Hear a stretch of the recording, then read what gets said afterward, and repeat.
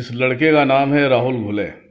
ये 2 सालों से कंटिन्यू फ़ोन कर रहा था मेरे पास और मुझसे बात नहीं होने के कारण ये हमारे ऑफिस के स्टाफ से बात किया। स्टाफ को ऐसा लगा कि चलो ठीक है बुला लेते हैं, और बुलाने का रीज़न क्या था आप सब इसमें समझने की कोशिश करें। ये जब भी फ़ोन करता था ये बोलता था कि मैं अनाथ हूँ और मुझे खाना नहीं मिलता, ना सोने के लिए मिलता है, मुझे आप अपने पास बुला लें। तो हमारे स्टाफ के लोग बोले चलो ठीक है कोई बात नहीं, आ जाओ, गुरुजी के पास रहोगे, अच्छे से रहोगे, अनाथ हो तो अच्छे से रहना। जब यहाँ हमारे पास आया और ये रहने लगा, हमारे घर में जो 2 बच्चे काम करने वाले थे, खाना बनाने वाले, साफ़ सफाई करने वाले, उनको माँ बहन की गालियाँ देना, उनको धमकी देना, ऐसा काम करने लगा। फिर भी मैं सोचा चलो ठीक है बच्चा है सुधर जाएगा, मैं डांटता भी था। उसके उपरांत वो दोनों बंदे जो है कि काम छोड़ के चले गए यहाँ से।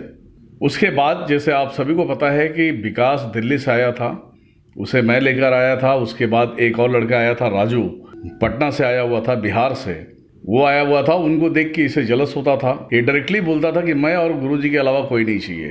तो भैया काम कौन करेगा। विकास को भी गालियाँ देता था कि चाकू से मार के जाऊँगा तुझे। दूसरा लड़का राजू था, इस वीडियो के अंदर आप सबको देखने के लिए मिल जाएगा, उसको भी माँ की बहन की गालियाँ देता था। और ये सब सुनकर मैं तंग आ चुका था। तंग आने के बाद मैंने सीधा बोला एक काम करो, आप अपने गांव जाओ और गांव जाके अपने बाप के पास रहो, यहाँ से डायरेक्ट अपने गांव जाओ। मैंने उसे ऐसा कहकर उसे बोला अब जाओ। ये लास्ट टाइम पे बोला था मैंने जाओ, उसके पहले ये 3 बार घर से भाग चुका था, शाम होते ही घर पे आ जाता था। 3 बार को देखते हुए मैंने इसे तय कर लिया कि अब रखना नहीं है, क्योंकि मेरे पास अनेक प्रकार के लोग आएंगे और वो आएंगे तो वो दिनेश्वर महाराज के पास आएंगे, गुरुजी कहकर वो आएंगे विद्याएं सीखने के लिए या अपने साधनाओं को कंप्लीट करने आएंगे।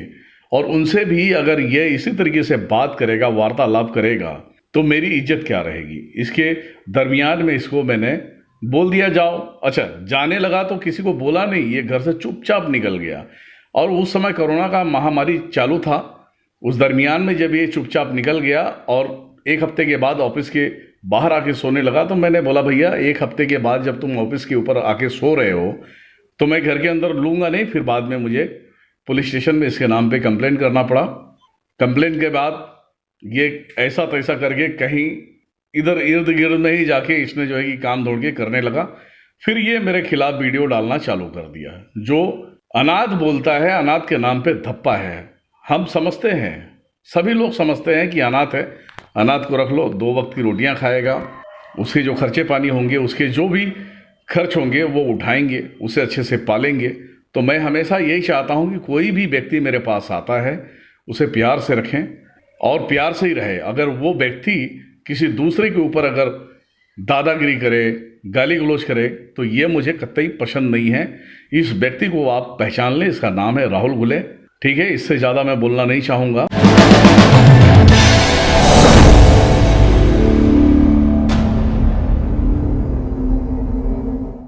मुझे गलत बोलने से पहले उसको ये समझना चाहिए, अगर मुझे पाखंड के नाम पे संबोधित करता है तो चलो ठीक है कोई बात नहीं है। वो तो संसार को मालूम है, जो लोग जुड़े हैं उनको पता है कि दिनेश्वर महाराज क्या है। और ये वीडियो बनाता है मेरे खिलाफ, लेकिन इसके गले में देखना मेरी ताबीज़ पहनाई हुई ताबीज़ आज भी इसके गले में पड़ा है। अगर मैं पाखंड करता हूँ तो ताबीज़ पहनने की क्या ज़रूरत है, उसे निकाल कर फेंक दे। लेकिन फेंकेगा नहीं, क्योंकि इसके ऊपर से जो कचरा मैंने साफ किया था, जो ख़ानदानी असर थे, इसके अड़दारी पड़दारी असर थे, जो पितरों का असर था, वो जो मैंने कट किया उसे, ताकि आराम से जिए और अच्छा लाइफ गुजारे। तो एक ताबीज़ जो पहना हुआ है ना, इस ताबीज़ को निकाल के फेंक दे, तो वीडियो देखेगा समझ में आ जाएगा तुझे। ठीक है, ये आप सब देखें और देखें। और कभी भी अनाथ नाम का जो शब्द होता है ना, ये बहुत छुपा हुआ शब्द होता है। इस शब्द के अंदर जो है कि बहुत सारी चीज़ें मिल जाती है। तो आर शब्द जो होता है, संसार में कोई भी आर शब्द हो, आर मतलब राम की भी राशि एक थी, रावण की भी राशि एक थी। एक रावण के प्रगति के लोग होते हैं, एक राम के प्रगति के लोग होते हैं। तो ये रावण के प्रगति के लोग हैं, इनको कभी नहीं सुधारा जा सकता। ठीक है, जय माता दी। वीडियो कंटिन्यू आप देखें।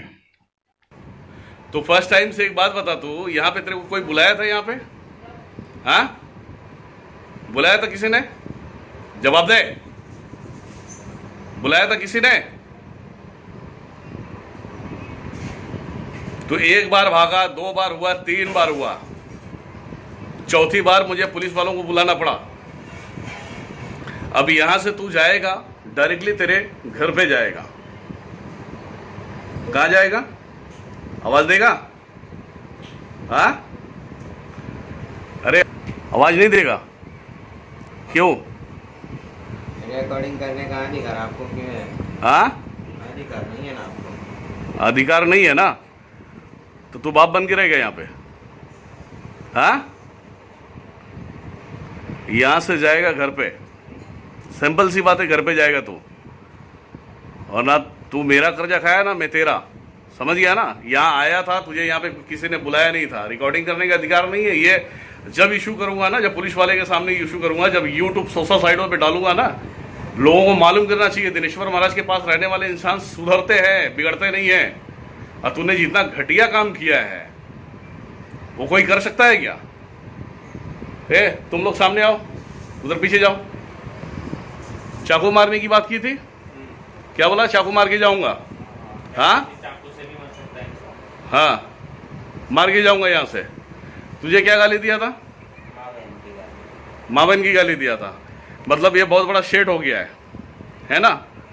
ये वीडियो इसलिए है कि ये भले हम 2 मिनट के लिए रिकॉर्ड कर रहे हैं, ये कल के तारीख में जब जिस तरीके से हमें जहाँ पे देना है वहाँ हम दे सकते हैं वीडियो को, टेंशन की बात नहीं है ना?